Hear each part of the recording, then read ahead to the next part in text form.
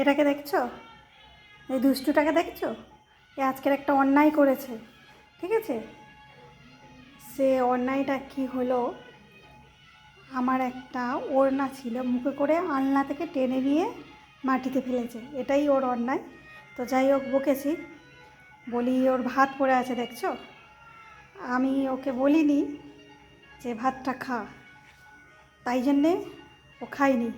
খেতে বললে তবে খাবে, দেখবে। এত অন্যায় করিস কেন? আর করবি? আলনা থেকে যত জামা কাপড় থাকবে ও টেনে নিচেতে নামাবে। তবে আমার ভয়ে বেশি অন্যায় করতে পারে না। তো ওর পাপাজি থাকলে সে যা করে দুষ্টুমি, সেটা আর বলতে হবে না। আমার দেখে তো প্রচণ্ড ভয় পায়, সেটা আর বলে বোঝাতে পারবো না যে কেমন ভয় পায়। এখন দেখো না, খাইনি, যতক্ষণ না আমি বলবো ততক্ষণও খাবে না। আয় চলে আয়।